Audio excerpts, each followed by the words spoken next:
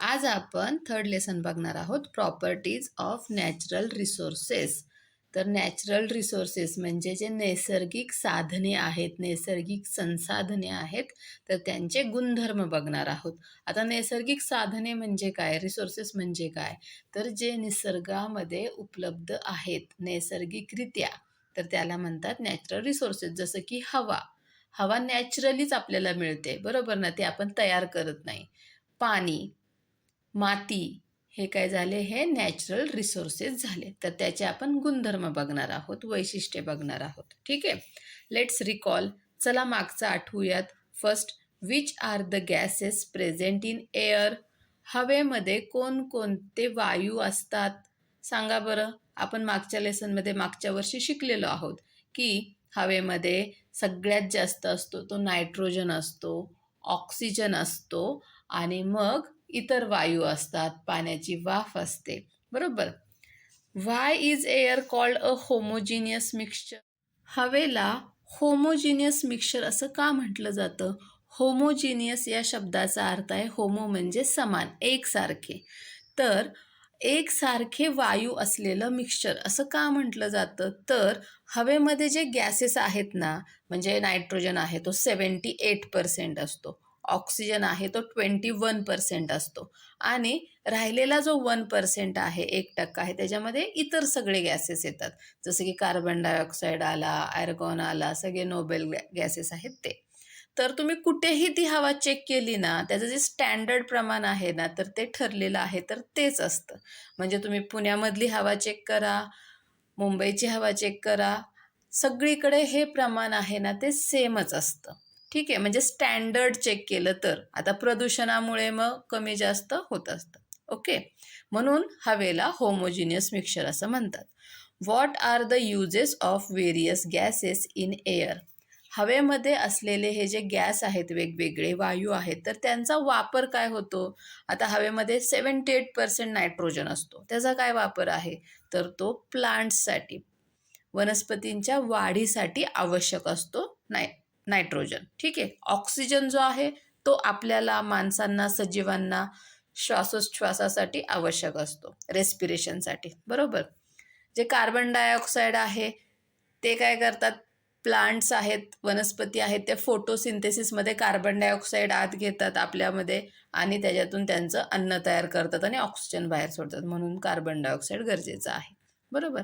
आणि इतर जे दुसरे वायू आहेत ना, ॲर्गॉन आहे, निऑन आहे, तर ते इंडस्ट्रीमध्ये, इंडस्ट्रीयल कामासाठी, कारखान्यांमध्ये त्याचा वापर होतो. तर हे त्याचे युजेस झाले. ओके, आता आपण बघूयात प्रॉपर्टीज ऑफ एअर, म्हणजे हवेचे काय गुणधर्म आहेत, हवेची काय वैशिष्ट्ये आहेत, ते आपण बघूयात. Air is all around us. आपल्या आजूबाजूला सगळीकडे हवा असते. जिथं रिकामी जागा आहे तिथे हवा असते. अशी कोणतीच जागा नाही जिथे हवा नाहीये. ठीक आहे. We can not see it. आपण हवेला बघू शकतो का? नाही. Yet we feel the presence of air. तरी सुद्धा आपल्याला हवा आहे, ती तिथे आहे, हे आपल्याला फील होतं, आपल्याला समजतं. कसं कळतं? समजा वारा सुटला की आपल्याला गार लागतं, उन्हाळ्यामध्ये वारा सुटला की आपल्याला छान वाटतं, हवेमुळे झाडांची पाने हलताना आपल्याला दिसतात, म्हणजे हवेचा प्रेझेन्स आपल्याला समजतो, बरोबर. When we inhale, air is taken in through the nose. जेव्हा आपण श्वास घेतो तेव्हा नाकामार्फत हवा आपल्या शरीरात जाते. If we blow on our hand through our lips, we can feel the air. जर आपण तोंडाने अशी हवा बाहेर सोडली आपल्या ओठांनी, तर आपल्याला हातावरती हवा आहे हे जाणवतं, हो ना. आता ट्राय धिस, हे करून पहा. First, take a stick from a broom or a paper or plastic straw. आता काय करायचं आहे, एक झाडूची एक काठी घ्यायची आहे, किंवा एक पेपरची स्ट्रॉ घ्या, प्लास्टिकची स्ट्रॉ घ्या. Tie a thread at its centre and hang it so that it remains horizontal. आता अशी ही जर समजा तुम्ही नळी घेतली, स्ट्रॉ घेतली, तर त्याच्यामध्ये दोरी बांधायची आहे, म्हणजे ते दोन्हीकडे काय राहील, समान राहील, वर खाली होणार नाही, याची काळजी घ्यायची. Tie two rubber balloons of the same size of the two ends of the stick. त्याच्या दोन्ही टोकाला दोन समान आकाराचे फुगे घ्यायचे आहेत. आणि ते बांधायचे आहेत. See to it that the stick remains horizontal. आता ते फुगे बांधल्यानंतर असं बघायचं आहे की ही जी स्टिक आहे ती अशी सेम राहिली पाहिजे, समान वजनाची राहिली पाहिजे, कमी जास्त वर खाली झाली नाही पाहिजे. Now remove one balloon, inflate it and tie it again at its original position. आता हे दोन्ही फुगे फुगवलेले आहेत, ठीक आहे. त्यातला एक फुगा आहे तो काढून घ्यायचा, त्यातली हवा काढायची आणि परत आहे त्या जागी बांधून ठेवायचा. Does the stick remain horizontal. आता सुद्धा ही जी काठी आहे, नळी आहे, तर ती समान वजनाची सेम राहील का, सेम पोझिशनमध्ये राहील का. The stick goes down on the side of the inflated balloon. तर काय होईल, ज्या फुग्यामध्ये हवा भरलेली आहे तर त्या बाजूची जी काठी आहे, नळी आहे, ती काय होणार आहे, खाली जाणार आहे. This means that air has weight. याचाच अर्थ काय होतो, तर हवेला वजन असते. Air is a mixture of gases. हवा ही वायूंचं मिक्सचर आहे, मिश्रण आहे. Therefore like all other matter it has mass and weight. आणि म्हणून इतर सर्व पदार्थांसारखं हवेला सुद्धा मास म्हणजे वस्तुमान आणि वेट म्हणजे वजन असते. ओके, आता सेकंड बघूयात. Take an injection syringe without the needle. एक इंजेक्शन सिरिंज घ्यायची आहे अशी, त्याला सुई नसली पाहिजे पुढे, ठीक आहे. Pull its piston and observe it as you do so. आता त्याचा हा जो पिस्टन असतो ना, तर हा असा मागे ओढायचा आणि काय होईल ते ऑब्झर्व करायचं. The piston can be pulled out easily. तर आपण हा जेव्हा त्याचा पिस्टन ओढू मागे, तर तो आपल्याला सहज ओढता येतो. The piston then remains in that position even if you let it go. आणि तो पिस्टन तो तसाच राहील, ठीक आहे. Now close the inlet hole of the syringe tightly with your thumb. आता काय करायचं आहे, हे सिरिंजचं हे जे पुढचं होल आहे ना, ते तुमच्या अंगठ्याने बंद करायचं आहे. Pull the piston and let it go. आता हा जो पिस्टन आहे ना, तो ओढायचा आहे तुम्हाला आणि तसंच सोडून द्यायचा आहे. Is the force required to pull out the piston more or less than the before. आता हा जो पिस्टन इथं तुम्ही जो सहजरित्या ओढू शकत होता, तसाच फोर्स इथे हा पिस्टन ओढताना जाणवला का तुम्हाला. आणि does the position remain as it after you let it go. आणि हा पिस्टन बाहेर ओढल्यानंतर, तुम्ही त्याला तसाच सोडल्यानंतर त्या पिस्टनची पोझिशन तशीच राहिली का, तो तसाच राहिला का. तर जेव्हा आपण हा पिस्टन ओढतो इथं, जेव्हा अंगठा लावल्यानंतर, तर आपल्याला खूप जास्त त्याला फोर्स द्यावा लागतो, ठीक आहे. The molecules of the gases in the air are in constant motion. आणि खूप फोर्स देऊन जेव्हा हा पिस्टन बाहेर येतो आणि आपण त्याला तसंच सोडतो, तेव्हा तो आपोआप आत ढकलला जातो. हे का होतं, तर ते आपण बघूयात.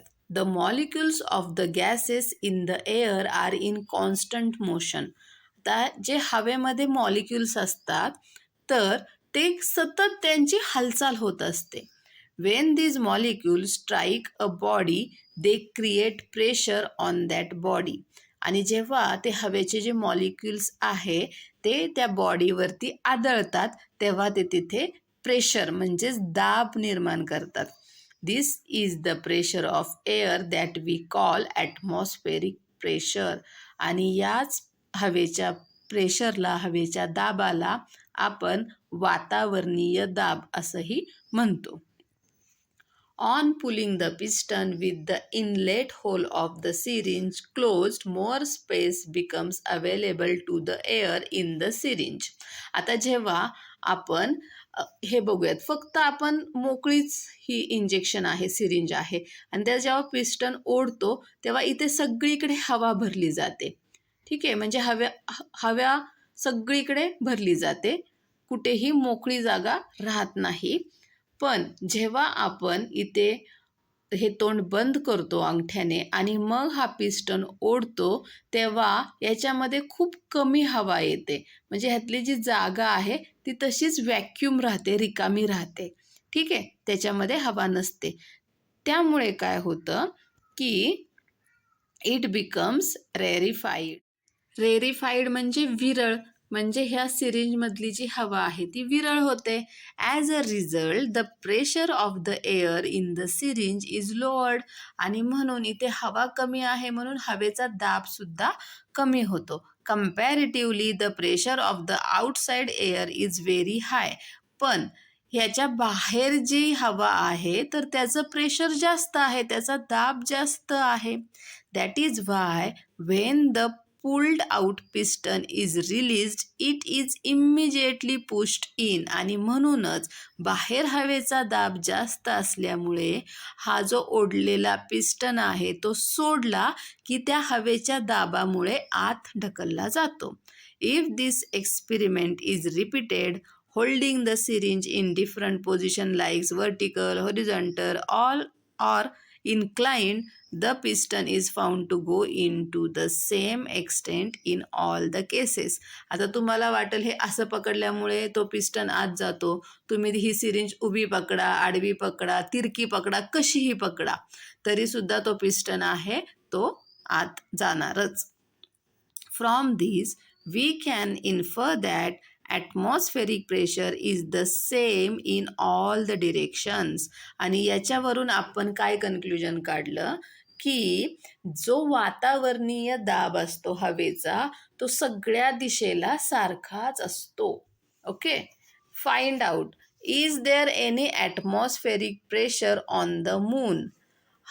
हवेचा दाब चंद्रावर आहे का हे तुम्ही शोधायचं आहे.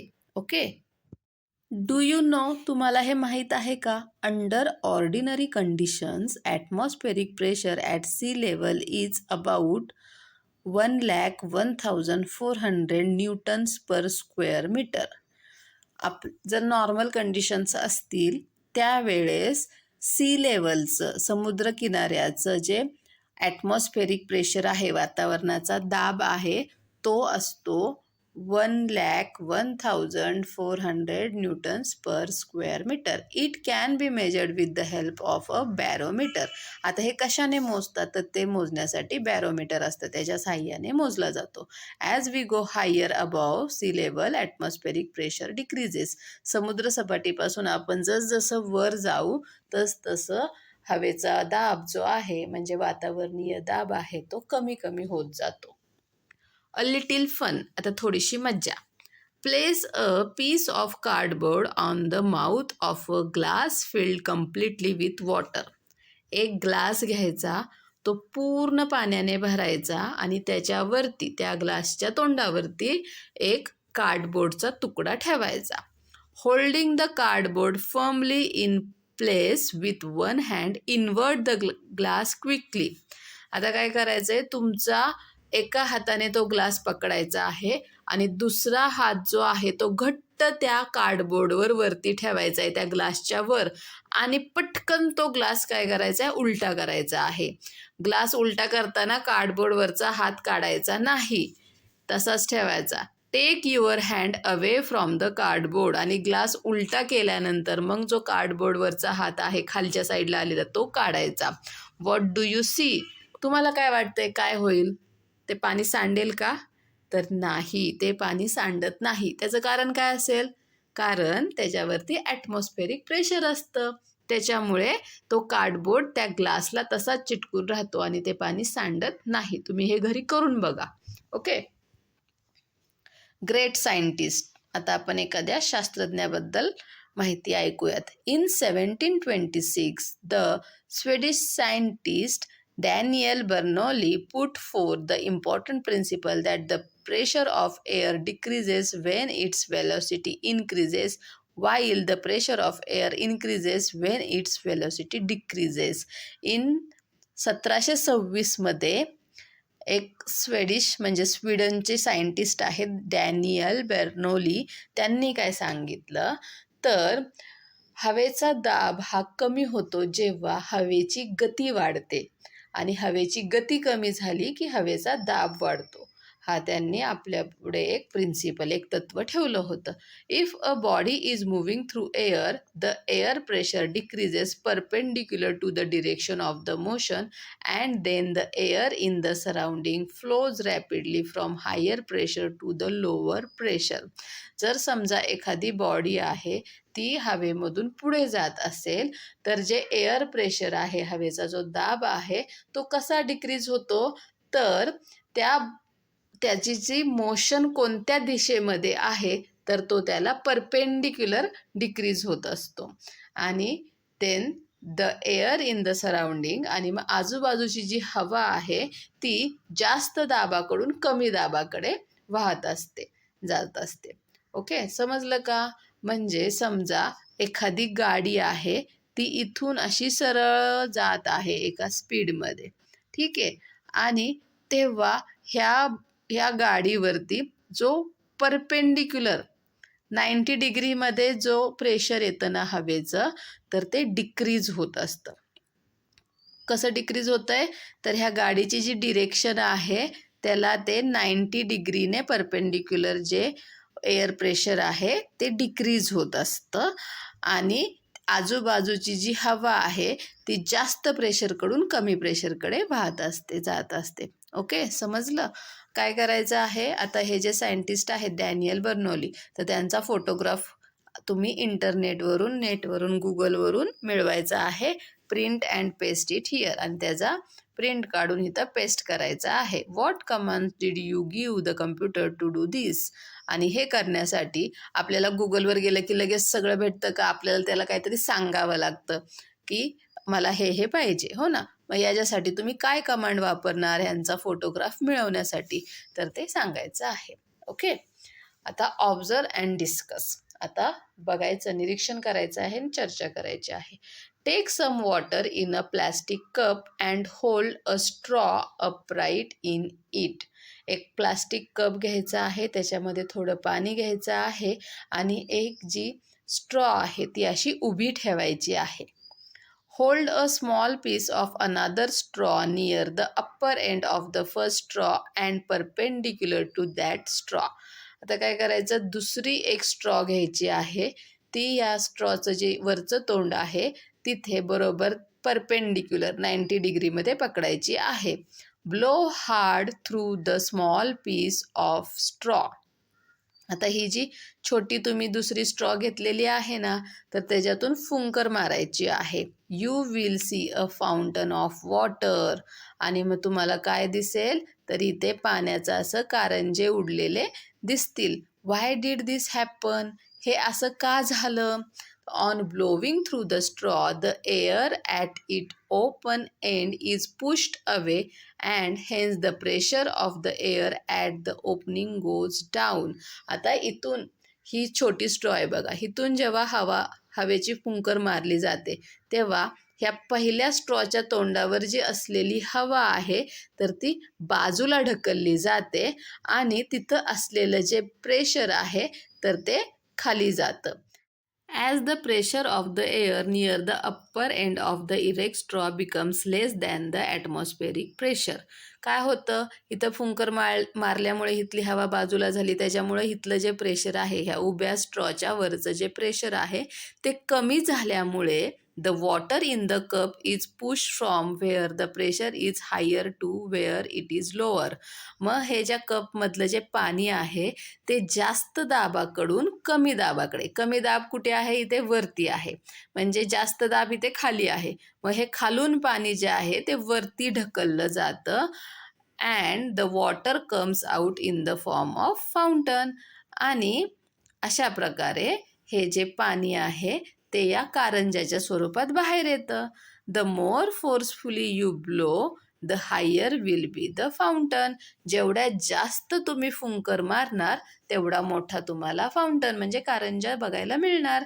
दिस straw fountain works on Bernoulli's principle. आणि हा जो फाउंटन आहे हे कशावरती काम करत आहे, तर आत्ताच आपण इथे बर्नौली यांचं प्रिन्सिपल बघितलं होतं. ह्यांचं जे तत्व आहे त्यानुसारच ते काम करत आहे. ओके, आता बघूयात यूज युअर ब्रेन पॉवर. जरा तुमचं डोकं चालवा बघू. What is the effect of increase temperature on the pressure of air. जर एखाद्या ठिकाणचं तापमान टेम्परेचर वाढलं, ठीक आहे, तर त्याचा हवेच्या प्रेशरवरती, हवेच्या दाबावर काय परिणाम होतो? तर ह्याचं उत्तर तुम्ही सांगायचं आहे. ओके, केला का विचार? तर जेव्हा एखाद्या ठिकाणचं टेम्परेचर वाढतं, तापमान वाढतं, तेव्हा तिथले जे हवेचे मॉलिक्युल्स आहेत, तर ते काय होतात? एक्सपांड होतात, सेपरेट होतात जास्त, आणि त्याच्यामुळं तिथलं जे हवेचं प्रेशर आहे, हवेचा दाब आहे, तो कमी होत असतो. नेहमी लक्षात ठेवायचा, टेम्परेचर वाढलं की हवेचं प्रेशर कमी होतं, टेम्परेचर कमी झालं की हवेचा दाब, प्रेशर वाढत असतं. Okay. When there exists a difference in the air pressure at two different places, the air starts flowing from the place of higher pressure to the place of lower pressure. जेव्हा दोन ठिकाणांमध्ये असलेला जो हवेचा दाब आहे, एअर प्रेशर आहे, तर ते कमी जास्त झाले, तर त्यावेळेस जास्त प्रेशर असलेल्या ठिकाणाहून हवा कमी प्रेशर असलेल्या ठिकाणाकडे वाहत असते. At such times we feel a breeze or a wind blowing. आणि अशा वेळेसच आपल्याला हवेची झुळूक गेलेली दिसते. दस winds are an effect of the difference in air pressure. म्हणजेच हवेची झुळूक म्हणजेच काय? तर दोन ठिकाणांमध्ये असलेला हवेच्या दाबामधील फरक. You will learn more about this in the lesson called Winds in Geography. तुम्ही याबद्दल जॉग्रफीमध्ये, भूगोलामध्ये तुम्हाला विंड्स, हवा असा लेसन आहे, त्याच्यामध्ये तुम्ही याच्याबद्दल जास्त शिकणार आहोत. पण आपल्याला आता हे तर कळलं की दोन ठिकाणांमध्ये हवेच्या दाबामध्ये फरक झाला की हवा जास्त दाब असलेल्या ठिकाणाकडून कमी दाब असलेल्या ठिकाणाकडे वाहते, आणि आपण त्यालाच म्हणतो हवेची झुळूक आली, हवा वाहू लागली, वारा वाहतोय असं आपण म्हणतो ना, किंवा वारा सुटला, तर ते यामुळे होत असतं. ट्राय दिस, आता हे करून पहा. Take ice cubes in a glass up to 3/4 of its height. एक ग्लास घ्यायचा आहे आणि त्याचा 3/4 पोर्शनपर्यंत आईस क्यूब म्हणजे बर्फाचे खडे घ्यायचे आहेत. Okay, now observe what happens. आणि बघा आता काय होत आहे. How did the water droplets appear on the outside of the glass. तर तुम्ही बघितलं असेल, कुठलंही घ्या, आता हा ग्लासच नाही, तुम्ही एखादं कोल्ड्रिंक घेतलं किंवा फ्रीजमधून पाण्याची बॉटल काढली, तर त्याच्या बाहेर असे हवेचे तुम्हाला थेंब गोळा झालेले दिसतात, हो ना? हे कशामुळे होतं? Due to the ice cubes in the glass, the air surrounding the glass cools down. आता काय होतं, या ग्लासमध्ये बर्फाचे खडे आहेत, ते खूप थंड असतात, आणि या थंड बर्फाच्या खड्यांमुळे ह्या ग्लासच्या आजूबाजूला जी हवा आहे ना, तर ती सुद्धा काय होते? थंड होते. As the water vapour in the air cools down, it condenses and gets transform in to water. आता आपल्याला माहीत आहे, हवेमध्ये नायट्रोजन, ऑक्सिजन, इतर गॅसेससोबत पाण्याची वाफसुद्धा असते, आणि ही जी पाण्याची वाफ आहे, ती या बर्फाच्या खड्यांमुळे थंड होते. आणि आपल्याला माहीत आहे, पाण्याची वाफ थंड झाले की ती काय होते? लिक्विड होते, त्याचं द्रव रूपामध्ये रूपांतर होतं, आणि मग ते आपल्याला इथे पाण्याच्या थेंबांमध्ये दिसते. It is this water that collects on the outer surface of the glass. आणि हेच आपल्याला मग ग्लासच्या बाहेरच्या भागांवरती पाण्याचे थेंब गोळा झालेले दिसतात. Okay. The level of humidity is different in different places. वेगवेगळ्या ठिकाणांमध्ये असलेली हवेची आर्द्रता जी आहे, ह्युमिडिटी म्हणजे काय? हवेची आर्द्रता ही वेगवेगळी असते. Similarly, the humidity levels also changes from time to time during the period of a single day. एकाच दिवसामध्ये वेगवेगळ्या वेळी हवेमध्ये असलेली जी ह्युमिडिटी आहे, ह्युमिडिटी म्हणजेच दमटपणा किंवा आर्द्रता, तर ती काय असते? वेगवेगळी असते. The level of humidity of the air is determined by its capacity to hold water vapour. आता ह्युमिडिटीची लेवल कशी काढतात? तर त्याच्यामध्ये पाणी ची वाफ धरून ठेवण्याची क्षमता किती आहे त्याच्यावरती ह्युमिडिटीची लेवल ही ठरली जाते. During the night or at dawn, when the temperature of air is low, its capacity to hold the vapor is less. रात्रीच्या वेळी किंवा पहाटेच्या वेळी जेव्हा हवेचं तापमान हे कमी असतं तेव्हा त्याची पाण्याची वाफ पकडून ठेवण्याची क्षमता जी आहे ती कमी असते. At such times the excess vapour is transformed into water droplets. दुपारच्या वेळेस पाण्याची वाफ धरून ठेवण्याची क्षमता तर हवेमध्ये जास्त असते, पण हवेमध्ये असलेली पाण्याची वाफ ही कमी असते. त्याच्यामुळे आपल्याला ती हवा जी आहे ती ड्राय म्हणजे कोरडी वाटते. The proportion of water vapour in the air is high during the monsoons and in coastal areas.